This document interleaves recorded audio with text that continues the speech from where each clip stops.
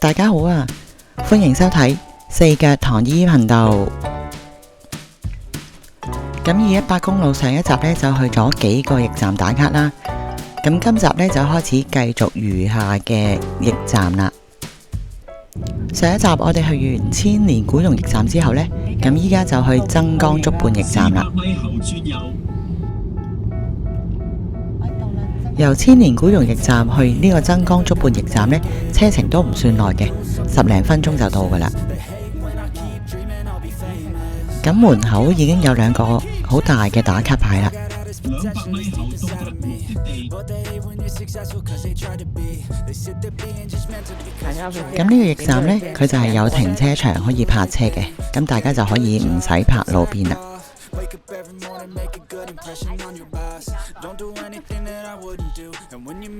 去到驛站見唔係太多人，第一時間梗係揾啲牌打下卡先啦。南昆山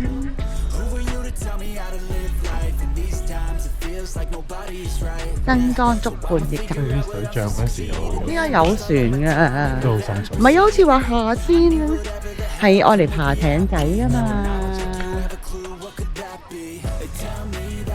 咁佢呢度啲風景呢都幾好嘅，同埋有停車場。個停車場呢一般大啦，又唔係話好勁大嘅。你而家去到呢度，見到啲驛站地圖，咁梗係要回顧一下，有咩驛站我哋可以打到卡，有啲咩驛站係被拒諸門唔係呢外啦。度拍唔到啫。呢度驛站封咗路，入唔到。218公路嘅驛站呢，佢每一個呢都有啲咖啡嘅。咁佢咖啡馬踏春行竹畔尋樂，又去吧吓？唔係喎，佢前面嗰度先係喎。普遍咧嗰啲咖啡嘅驛站咧，搞到好似人哋啲去咗韓國咁啊！而家呢啲睇佢唔似喎。係啊，你真係唔係見到啲簡體字，你真係估唔到原來喺大陸啊！突然覺得自己好似去咗韓國嗰啲咖啡咁。叻啊！係咯。講係咪啊？好得意哦！喺呢邊，嗱啲咖啡幾靚。咁曾江竹畔驛站呢，就以玩水上活動為主嘅，咁可能未到夏天啦，咁所以人流呢就唔係太多。睇咩嘢？你係上去坐？唔知啊。我上去睇下先。哦。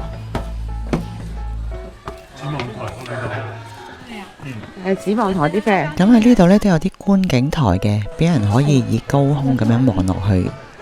係喎。哇！啲人喺度晒命㗎，你冇帶咩啊？幾開心啲啊！係啦，好多小朋友喺度玩啊，玩水啊，幾開心。我哋睇到淨係卡通片睇到啲人喺河邊。係啦，睇啲日本漫畫淨係得睇嘅，得個睇嘅。屌依家大個都係得個睇嘅。我呢度有得落喎，哇！雖然呢度啲觀景台呢，就唔係話有華麗嘅裝飾，咁但係呢，佢伸展嗰個位呢，都係可以令到你望到好遠嘅景觀嘅。咁我哋入咗去間咖啡，拍完之後就行翻出嚟睇下出邊有啲咩嘢睇啦。呢度都有得賣。咁出邊呢都有啲小鋪仔、檔口仔咁賣嘢嘅，咁但係呢就唔係太多開檔咯。無端端有架遊艇喺度，咁搞笑啊！啊魔方啊，係啊，係嗰個係啊，嚟啊就係嗰塊板咯。咁我嚟呢個曾江竹畔驛站呢，就係為咗同啲好 colourful 嘅獨木舟板打卡嘅。因為喺網上見到啲人影出嚟嘅圖片呢，就真係好靚嘅。飲咖啡，呢獨木舟棟起幾靚啊！卡先98蚊一個鐘玩單板。嗰啲水上活動，咁佢都明碼實價咁標晒喺個牌嗰度。獨足哦，即係有摩打嗰啲。橡皮艇就千，哇1600幾係咯。喂，龍舟3000蚊3個鐘喎。不過真係冇諗過龍舟都可以租嚟玩，咁我哋打完卡之後呢，咁我哋就去酒店拎房先啦。依家去酒店攞房。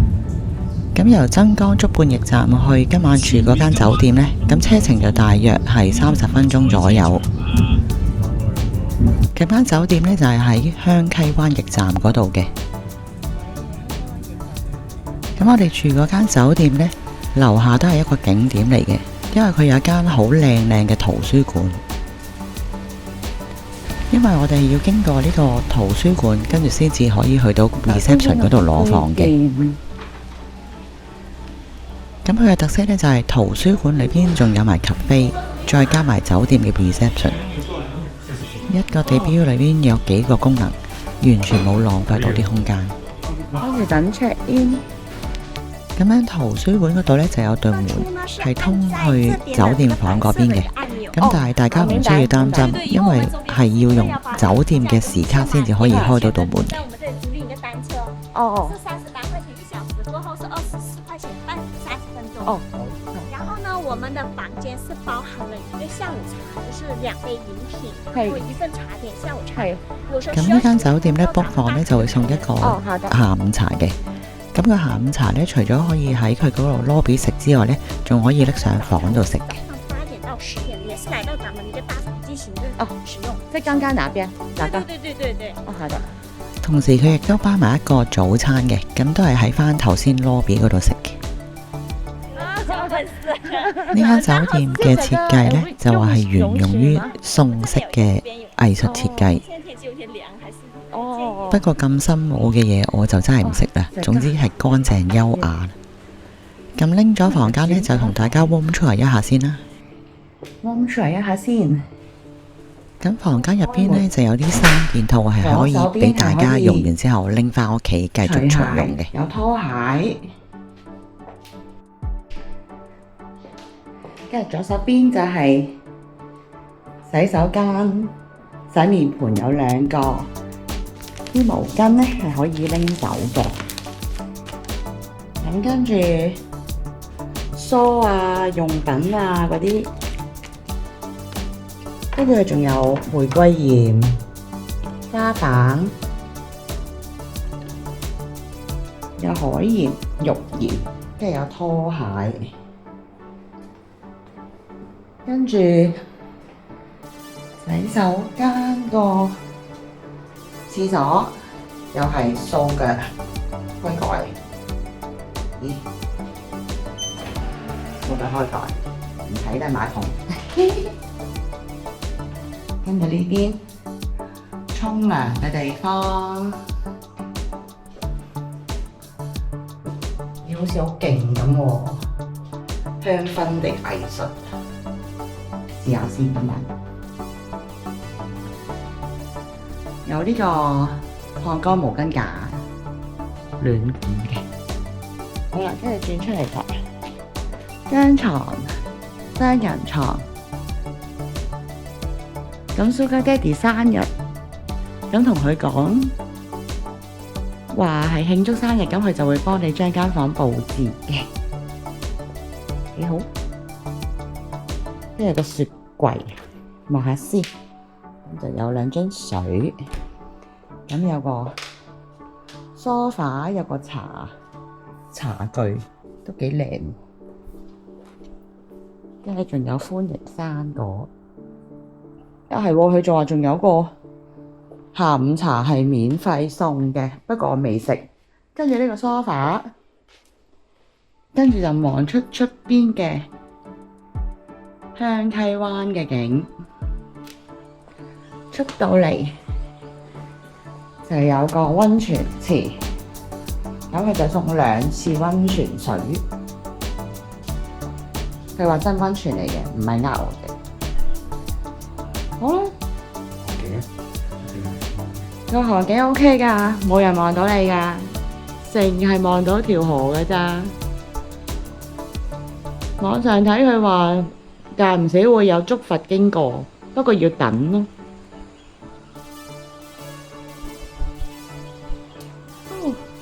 靚。溫泉是煎的還是涼水來的。啊，我们是温水，温水已经给你弄好了，调控好了一个温度的，而且是我们直接温泉水是直接入户的，不是说像自己煲那个热水放进去，这个你放心。好的，好的，好的，放心。好的，好的。個茶具都好靚啊！雖然呢套茶具就好簡單，但係我都覺得佢好精緻。唔係真油湯喎。歡迎回家，喂咁貼心嘅，寫咗字喎。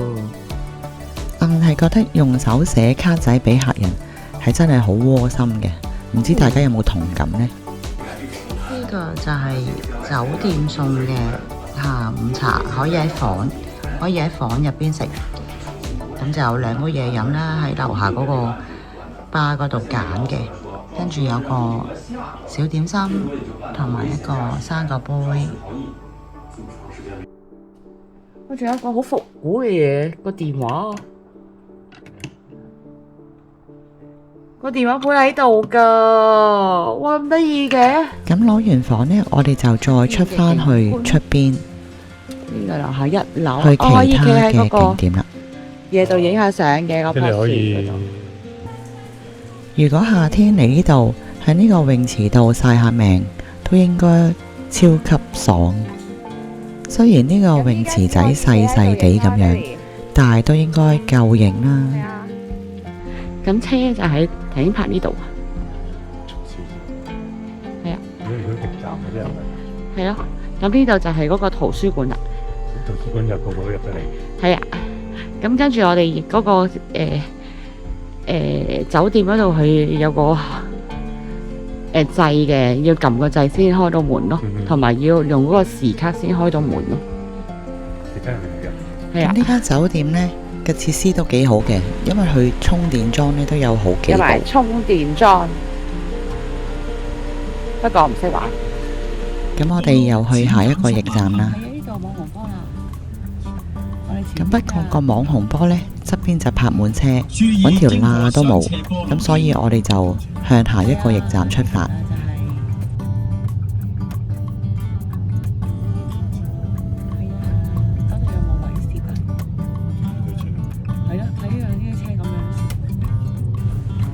嗱，大家睇下係咪真係左邊同右邊全部都泊滿晒車？調翻落嚟咯。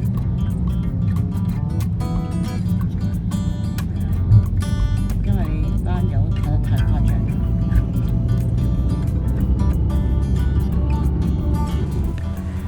咁喺呢條218公路度揸車呢，大家都要小心啲，因為有好多車呢無端端會喺呢啲咁嘅路度掉頭嘅。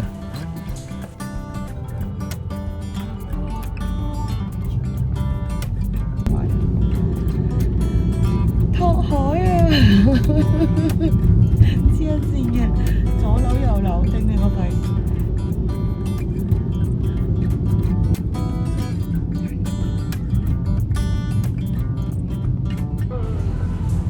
咁就到下一個驛站啦，嗰個驛站就叫做西溪驛站。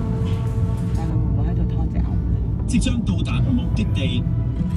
仲有149米，即係有咁呢個西溪驛站呢，側邊就係有幾間餐廳嘅，同埋咖啡廳都有。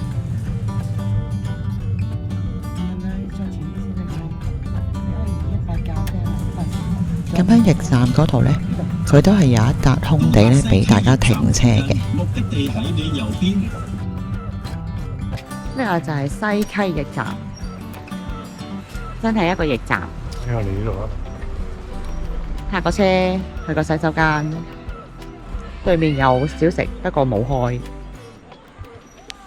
同埋有間叫218咖啡屋，咖啡飲咖啡。係啊。咁惠州218公路呢，之所以用蘇東坡嘅詩嚟到代表呢，就係因為蘇東坡曾經喺惠州度生活，留低咗好大量嘅詩詞同埋文化。係咪即係就咁話一條河仔？咁呢條線呢，就設計咗16個驛站，就正好同佢提出嘅人生賞心16樂事，咁就 match 到啦。網紅波。就下一個。同時佢亦都將詩意嘅場景轉化為旅遊嘅體驗，咁令到遊客可以喺山水之間感受到宋式嘅韻慢生活。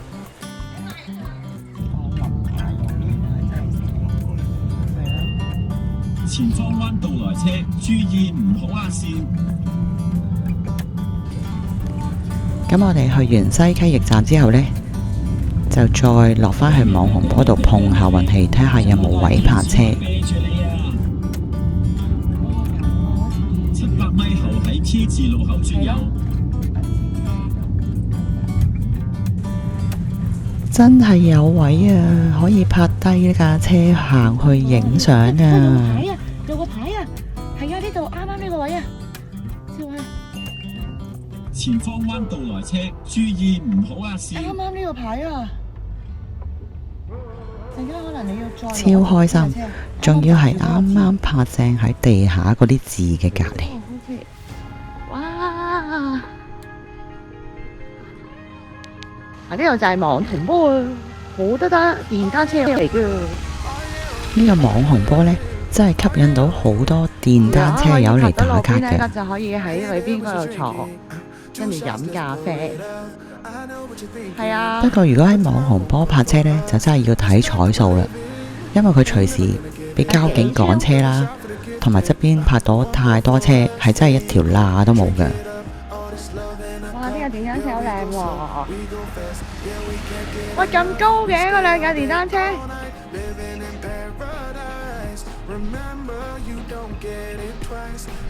好高喎！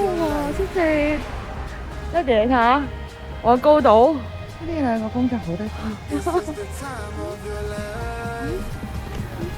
哦。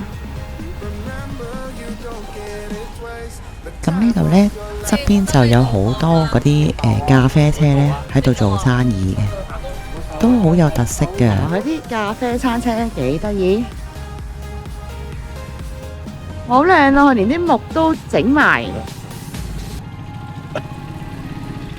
佢呢個斜坡呢都整埋，俾客人坐嘅飲咖啡位，仲要係幾有特色添。呢個網紅坡驛站。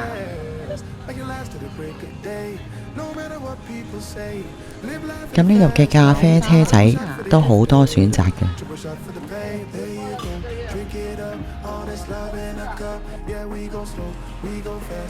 呢個寫喺地下嘅牌仔，冇理由唔打卡啦。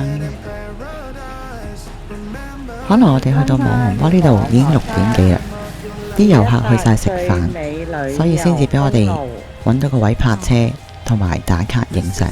真係真係有架電單車㗎，都係人哋嘅。好靚218公路，我哋又成功喺網紅坡度打卡啦。咁去完網紅坡呢，咁我哋就喺附近買嘢食，返酒店食就算啦。因為佢呢度嘅餐廳呢，收得好早㗎，8點半至9點就已經閂門嘅啦。咁又幾好彩喎，俾我哋揾到呢一間係用柴火炒餸嘅鋪頭。柴火炒餸好有特色㗎嘛。夜晚嗰個發生夜晚嘅香溪灣驛站呢，就真係冇咩嘢好睇㗎啦。咁不過我哋住嗰間酒店呢，開晒燈，又真係幾靚㗎喎。